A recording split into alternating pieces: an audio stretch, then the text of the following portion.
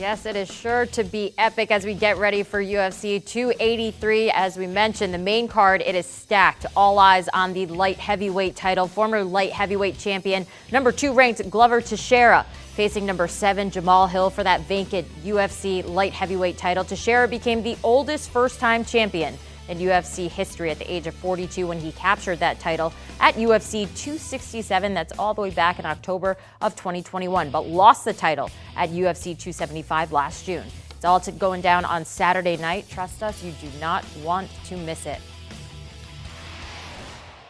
All right, so we are joined by our expert, Luke Thomas, and we're going to start with that main event. We were just talking about that battle between number 2 ranked Glover Teixeira and number 7 Jamal Hill for the UFC light heavyweight title. How do you see this one panning out?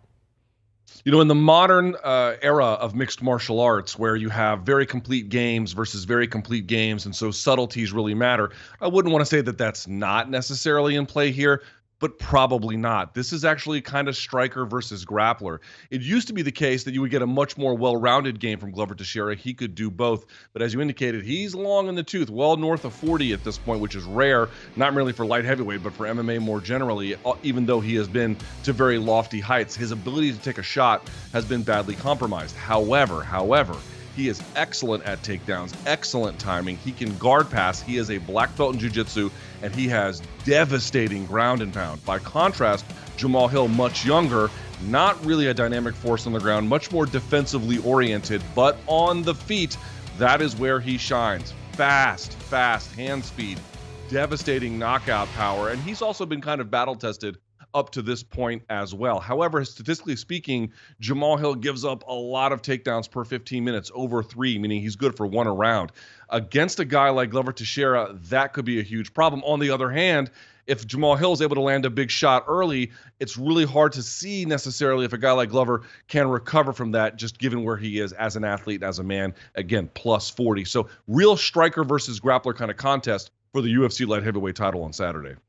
43 years old, Teixeira holding a 33-8 record. I can't even get out of bed at 36, let alone what they're taking down at 43, so I'm impressed by it all. All right, we're going to talk about the co-main event now. UFC flyweight champion. We have Deiveson Figueiredo, an interim UFC flyweight champion, in Brandon Moreno. They're clashing for the 4th time in that flyweight title fight. What's going to go down there? Yeah, for folks who may not be aware, this is the very first quadrilogy in UFC history. First time 2 guys have ever fought each other 4 times. Been a million, or not quite a million, but there's been many trilogies. This is the first time they're going to do it 4 times. And actually, for Deiveson Figueiredo, who's the existing weight class champion, this is him facing off Brandon Moreno back to back to back to back. Brandon Moreno was actually able to get a fight against Kai Kara France through the middle of his 4 fights, so he's actually seen a little bit of different competition along the way. In fact, that's actually how we got the interim title. This is a very tough fight to call. These 2 have been all over the place with one another.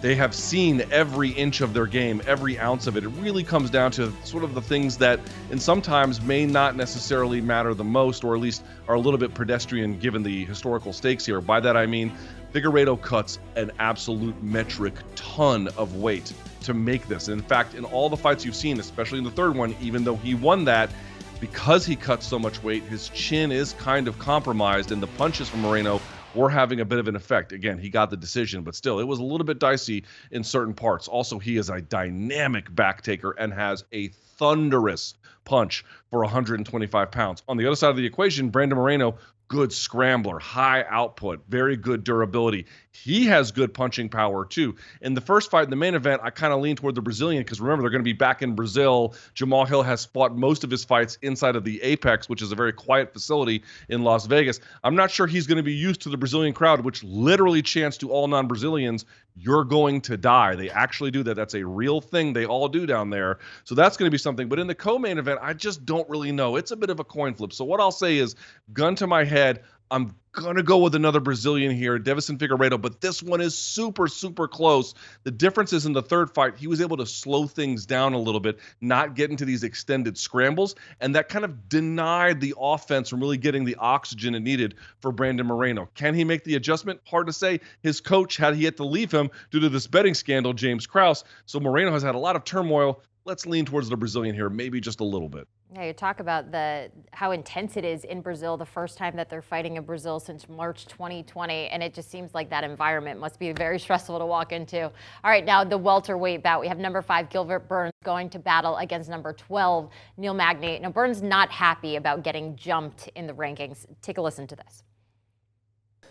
How the heck Belal Muhammad beats Sean Brady? I have nothing to do with that. He passed me on the ranks. Like, I got it. Okay, he got a couple wins, but he never beat me. Why he took my place? And he declined the fight when they offered him to fight. So we fight each other here. We all know why no. Because he got my place, but I think he's still number 5. He will say yes. So I don't. That's one thing that I don't like it. He's out of my control, but that was a little frustrating. Like, man, how this guy passed me on the ranks? Like, he never beat me, and he don't want to fight me. So why? All right. What are your thoughts on what Burns had to say there and moving forward about this upcoming fight? The rankings are, the fighters get real sensitive about it. I understand what he means and being like, this guy didn't beat me. He didn't beat anyone around me. Why is he past me? Well, if you actually look at the number of ranked guys currently that Belal Muhammad has beaten, he's beaten more ranked guys than someone like Gilbert Burns. But that doesn't really tell the full story now, does it? Gilbert Burns earned himself a title shot, rocked the existing weight class champion at that time in Kamaru Usman, and came up just a little bit short, but has sort of proven to be very much a championship caliber fighter in this division. For Belal Muhammad, he could be, but it remains to be seen. Also, in his last fight that Gilbert Burns had, he had a loss to a guy named Khamzat Chimaev, who was kind of this force that's taking over mixed martial arts. But you could argue, actually, that Gilbert Burns should have won that contest. He was very much up to the challenge there. So the rankings are more, it's always sort of how to explain it. It's not your overall market cap. It's kind of just where the stock is any given moment. It's not a full reflection. And in this contest, I fully expect Gilbert Burns to win here. Neil Magny is a very difficult fighter to go against. Make no mistake. He has got indefatigable cardio. He's well-rounded. He comes from a good camp. He just came off a great win over Daniel Rodriguez.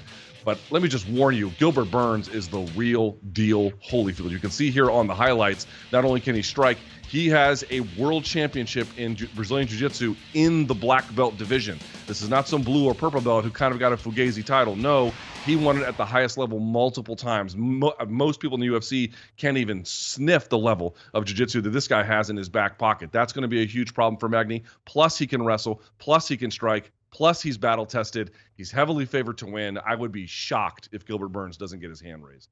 Burns has won 9 of his past 12 fights, and you just mentioned that it might be a little bit extra motivation when it comes to the disrespect he feels from that ranking system. All right, we got to give the ladies some love here. A women's flyweight bout. It's featuring number 4, Lauren Murphy, going up against former women's strawweight champion and number 6. We have Jessica Andrade there. Where do you think this one is going to shake out? This is a fun one. It's a good one. It's slightly weird because Jessica Andrade has kind of been all over the place, right? So she has started her career in the UFC at bantamweight. Then she spent some time at 115, which is strawweight. Then she spent some time at 125 more recently, which is flyweight. Then she went back down to 115, which again is strawweight. And now she's back at flyweight, which is fine, but a little bit surprising all the same. As you can see from these highlights, what makes her stand out? Number 1, vicious KO power, real deal one-punch knockout power, which, of course, in the women's division is somewhat rare. It's rare in the men's too, but even more so among the women, and she's got it in spades. 2, she might be pound for pound the strongest athlete in the entire UFC. I mean, the ability for her to raise her opponent over her head with ease and slam them, and by the way, not really mess up her cardio too much doing things like that. It's just shocking to watch her put her hands on her opponents. And by the way, that was true at 135. This is at 125, so she's going to be way strong. Lauren Murphy is very battle-tested, though. She's someone who got into mixed martial arts late. She's been very unheralded, but she is coming off of a win on ABC over former champion at bantamweight, Miesha Tate, which she won fair and square. So to me, someone like Lauren Murphy, it would be very foolish to look past her. This fight could get close, but you just wonder about the physical effects that someone like Jessica Andrade can have. She can withstand good punching. She pressures people backwards, and once she gets you against the fence, you're either going to get frequent flyer miles or you're going to wake up looking at the lights. I think Andrade should probably get her hand raised here, although Lauren Murphy certainly has earned this opportunity. That's incredible how these fighters can just train their bodies and fluctuate in their weight and just have so much power in there too. Now, before we let you go, give me an underdog with the best chance to win at UFC 283. Who do you like? Probably a couple of them. I'm going to go with the old GOAT, Shogun Rua himself.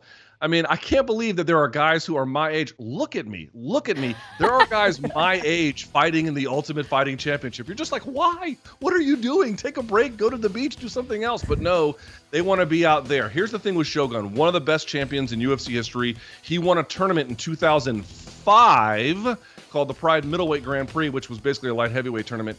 It's considered to be, even to this day, the best run through a tournament any fighter has ever had in the history of the sport. He went on to become a UFC champion after that. But he is old, folks. He is very much long in the tooth and has had an up and down record. But the guy they've got him up against, Ihor Potieria, is good. It's hard to know exactly how good he is. He's got a good record, but he made his UFC debut and he kind of was very much underwhelming. He is the favorite here, not Shogun. His opponent is, but Shogun, again, in Brazil. It's his last fight ever. He said he's done after this, which I'm very happy to see. I don't know. That guy, his resiliency has obviously been compromised by age and damage and everything else. But his ability to rise to the occasion, even in this late stage, especially at the state of light heavyweight, which is not so great right now, I don't know. He might be able to pull off the upset. I think if I had to pick any upset possible, given the underdog, it'd be him. Luke, thank you so much. And just to make the record straight, you look great. You could go out there and just go fight right now. We would believe in it. 443. 43. All right, so Shogun's 41 right now, so you're right around there. All right, this fight, it's all going down Saturday, January 21st in Brazil, as we discussed multiple times. And if you want more, getting you ready for it, you got to check out the Morning Kombat. Luke Thomas, Brian Campbell, together they cover everything happening in the world of boxing and MMA. So don't miss an episode of Morning Kombat, fans. It's a good one. Do you want a sports network that delivers everything that matters about the game? The highlights, the picks, the instant analysis, no yelling, no fake debates, no politics. Hit the subscribe button and never miss a moment.